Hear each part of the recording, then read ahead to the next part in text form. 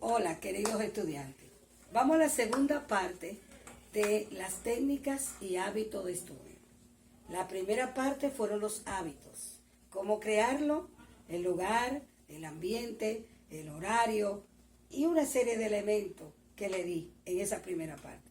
Ahora vamos a hablar de las técnicas. Por ejemplo, me gustaría hacerle una pregunta. ¿Qué hacen ustedes para aprender su material? Piensen, vamos a ver, piensen. ¿Qué hacen ustedes para aprender su material?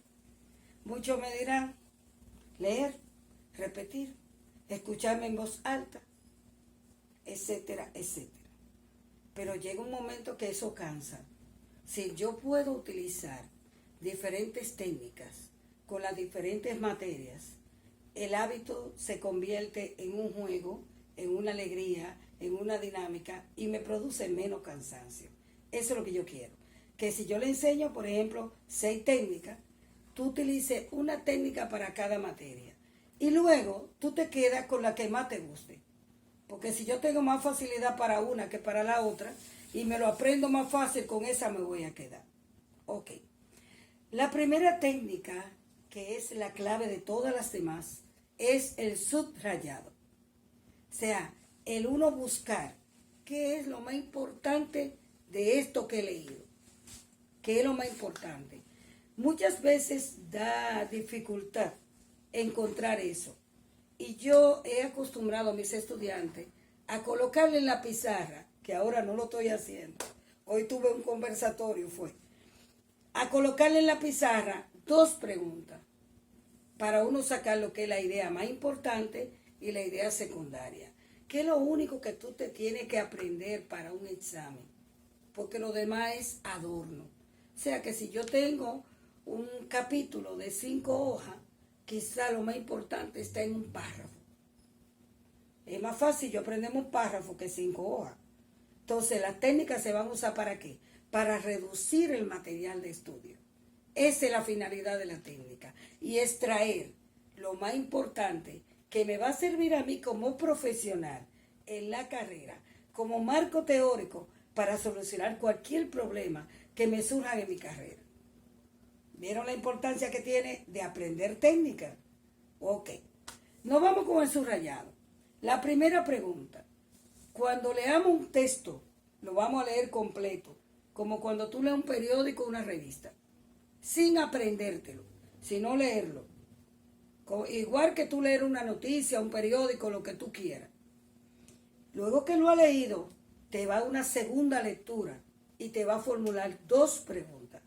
La primera pregunta, déjame ver de qué me hablan. Y eso que yo estoy preguntando de qué me hablan, yo voy a comenzar a buscarlo. Por ejemplo, yo estoy leyendo un periódico y el periódico me dice que hay el enunciado, arriba me dice, accidente en autopista Duarte. Al decirme accidente en la autopista Duarte,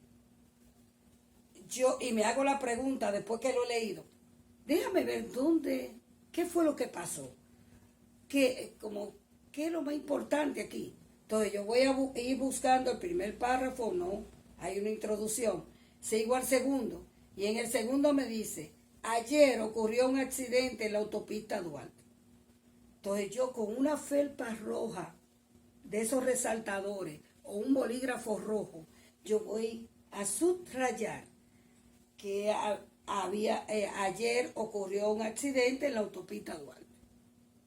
Lo demás no me interesa. Eso es lo más importante en este momento. Ahora, mi segunda pregunta, que son las ideas secundarias. Las ideas secundarias son aquellas que amplían la idea principal. Son los detalles que amplían. Ahora voy a ver qué ocurrió en ese accidente. Esa es la segunda idea.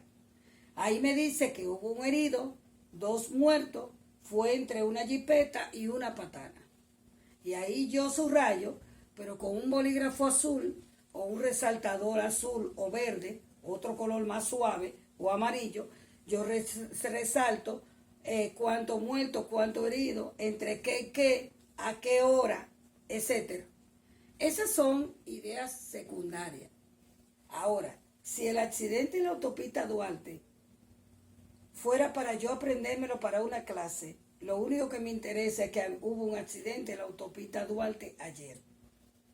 Más nada. Lo demás no iría para un examen.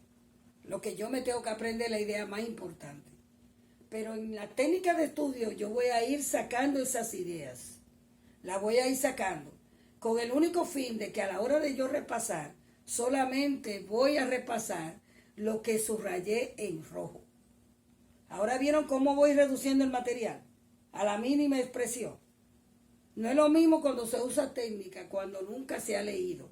Cuando usted nunca ha leído, usted tiene que comenzar del primer capítulo hasta el número 10 del manual, porque usted nunca lo cogió el manual. Ahora, si yo en el primer capítulo, yo estoy subrayando y el capítulo me habla de derechos y deberes, yo solamente voy a buscar la definición de derechos y la definición de deberes, que eso es lo único que yo me tengo que aprender para un examen de esta materia. Así me voy al segundo capítulo. ¿De qué me habla? Autoestima. Busco la definición de autoestima y me aprendo la escalera, que es lo único que va más importante. Y yo voy a ir marcando la parte más importante de cada capítulo o haciendo un pequeño cuadro con la parte más importante. ¿Para qué? Para que a la hora de mi repaso hacer énfasis en lo que es importante del capítulo, lo que saqué poquito a poquito, todos los días sin ninguna prisa. Y cada vez que lea, me va a refrescar de una vez la memoria porque ya yo tengo eso archivado, ya yo lo leí, ya yo lo preparé, no es la primera vez que lo veo. La técnica del subrayado es la clave para las demás técnicas. Si yo no sé subrayar, las demás se me pueden caer. Por lo tanto, van a elaborar siempre sus dos preguntas. ¿De qué me hablan y qué parte lo forman o los componen? Que son los detalles que te hablan de la parte principal. Si eso lo pueden hacer y practicar con toda la materia, le va a ser fácil las demás técnicas. Porque tenemos una segunda. El esquema, esa es la técnica mía. Me fascina el esquema. Ustedes si se fijan en la pizarra, a mí me gusta poner esquema. Porque el esquema, en poco espacio tú dices mucho. Y tú estás usando en el esquema llaves, flechas, corchete, cosas que enlacen o que señalen para dónde voy y a qué voy. Y yo puedo irme de la idea principal y decir, derechos del estudiante. Abrir una llave y enunciar los derechos. Y así mismo puedo hacer con la autoestima. Yo puedo hacer un esquema con la autoestima y puedo poner autoestima y luego señalar con una flecha y poner todos los elementos que forman la autoestima. O sea que menos palabras, en poco espacio digo mucho, pero con menos palabras, porque estoy usando cosas que me sirvan para señalar. Le voy a poner algunos ejemplos visuales dentro del video para que ustedes tengan una idea de cómo se hace. Ok. El esquema me reduce más el material que el subrayado, mucho más. Porque el esquema, al usar enlace, no tengo que usar palabras. Y en el esquema yo puedo usar mayor que, menor que, enlaces que son de otra materia para hablar eso. Si yo voy a poner la palabra más, yo puedo poner el signo de más. Voy a poner la palabra menos, puedo poner la rayita de menos. Y eso hace que encoja un poquito más y visualice mucho en poco espacio. ¿Ok? Van a ver los ejemplos, porque les voy a poner algunos ejemplos, para que ustedes tengan una idea de cómo se hace. Ok. Pasemos ahora al resumen. El resumen es muy usado por la mayoría de los estudiantes. Es tú poder reducir el material, pero diciéndolo con tus propias palabras. Yo le hago siempre una pregunta a mis estudiantes y le digo, cuando se hace un resumen, ¿quién es el autor? ¿Usted o el libro?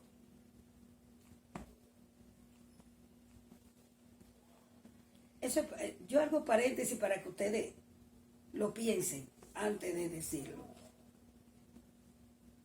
El resumen se supone que el autor es usted, no es el libro.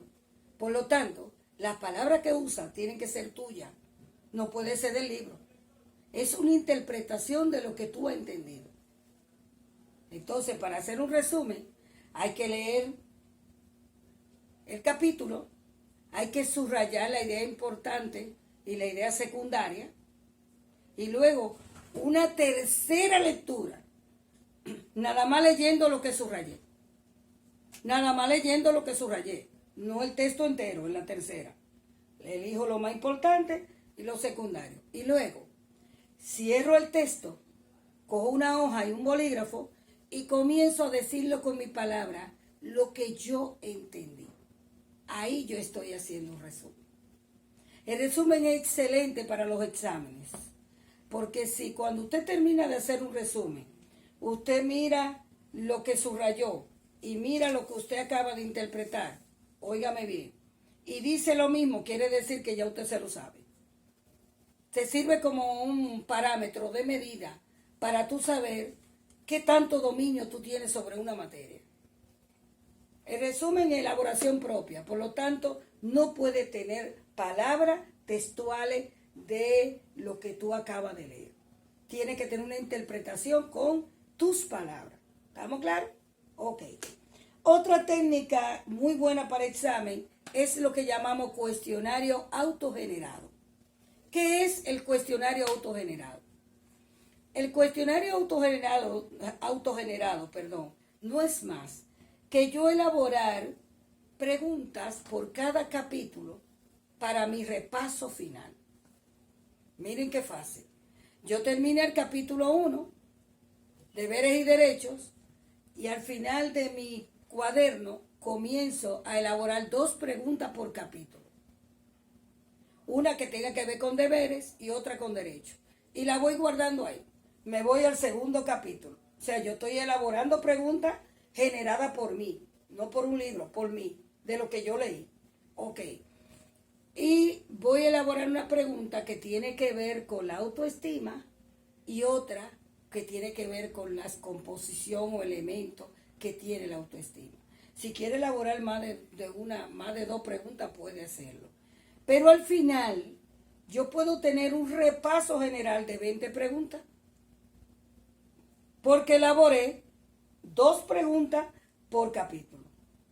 Ese repaso general, yo lo tengo que ir elaborando día a día.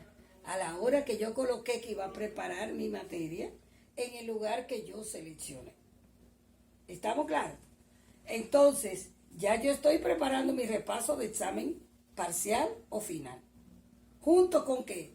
Con la técnica que estoy implementando. Ok. Otra más sería lo que se llama mapa conceptual. El mapa conceptual, muy bueno, igual que el cuestionario autogenerado, para exámenes. Las 2 son excelentes para exámenes, para su repaso de examen. El mapa conceptual no es más que yo coger y hacer como un esquema grande en una sola hoja que me enfoque los 10 capítulos. Una sola hoja, enfocándome en los 10 capítulos. Por ejemplo, yo pongo OSI 031, que es la clave. Y luego pongo, y hago como una carita feliz. Y luego pongo otra carita feliz. Y en esa carita feliz que la enlaza desde arriba, voy bajando 5 de un lado y 5 del otro. Para ir poniendo el capítulo 1, 2, 3, 4, 5, 6, 7, 8, 9 y 10. Entonces, al poner tantas caritas feliz, en el primer capítulo, yo no me voy a poner una palabra o 2. ¿De qué trata el primero, dijimos? Derechos y deberes. Solamente. Me voy al segundo capítulo, elijo otra carita feliz y pongo número 2. Y en ese número 2, yo nada más voy a poner una palabra, autoestima. Y así voy bajando poniendo una sola palabra o dos en cada carita feliz.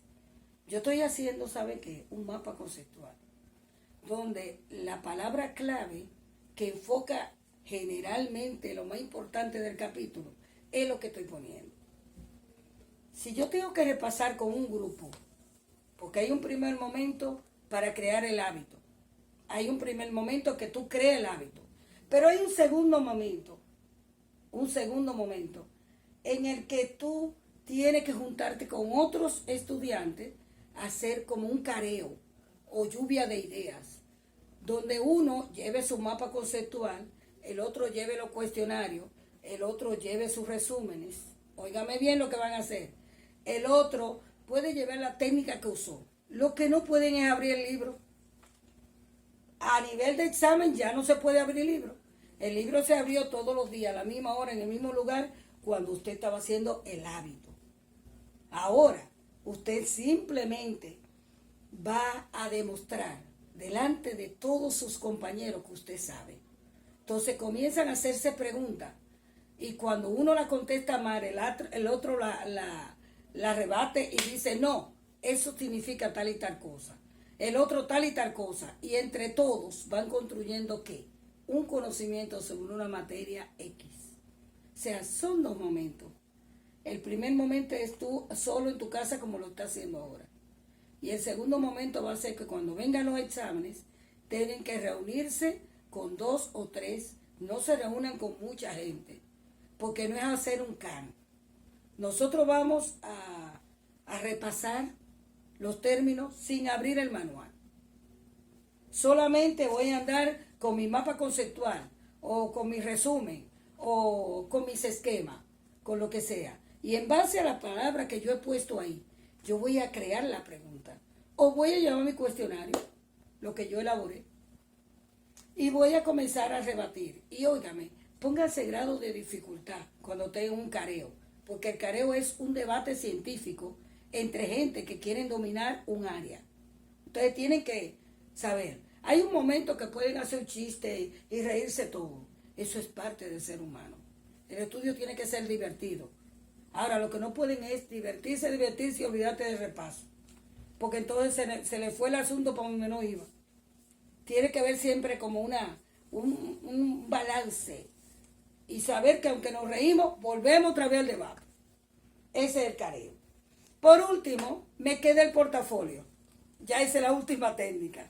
El portafolio no es más que una carpeta, un archivo, donde tú vas a colocar toda tu práctica, los exámenes que te devuelve el profesor, todas las cositas que hay. Ustedes han visto unos folders que son como acordeones, que tienen separadores dentro. Cómprense uno como de 7 separadores, 8, de acuerdo a la cantidad de materia que vayan a llevar. Y con un solo acordeón van a hacer la carrera entera. ¿Qué van a hacer? En el acordeón van a poner encima los nombres de cada materia. Y cada vez que un profesor te devuelve un trabajo, una práctica, un pruebín, tú lo vas a ir metiendo en ese acordeón. Porque eso forma parte de tu repaso final y de tu repaso de exámenes. El portafolio, ustedes ven que yo siempre ando como con un maletín y dentro del maletín están separados las diferentes secciones con folder de cada grupo que llevo. Eso es un portafolio también. Pero para que no compren un maletín que sale más caro, compren un acordeón que viene en plástico y viene en cartón, y cada semestre cuando terminen su materia, cojan todo eso que tienen ahí y entren en un folder sencillo de eso amarillo, baseen ese acordeón y ponen las nuevas materias para volver a archivar el próximo semestre. Fíjense cómo reciclamos, ¿eh? Yo no le estoy diciendo a ustedes que voten lo que tenían en el acordeón, ¿verdad que no? Ni le estoy diciendo que voten la mascota. ¿Por qué? Porque al final de la carrera la van a necesitar para hacer su investigación final. Entonces eso lo metemos en un folder con todo el material y le ponemos el semestre, materia, profesor y todo. Y lo ponemos en un archivo que se llama archivo muerto. Porque es el archivo que yo no voy a usar, que lo voy a usar con el pasar del tiempo. Porque mi marco teórico de cualquier investigación que yo vaya a hacer va a estar ahí. Muchos estudiantes tienden a votar cuando pasan de un semestre a otro.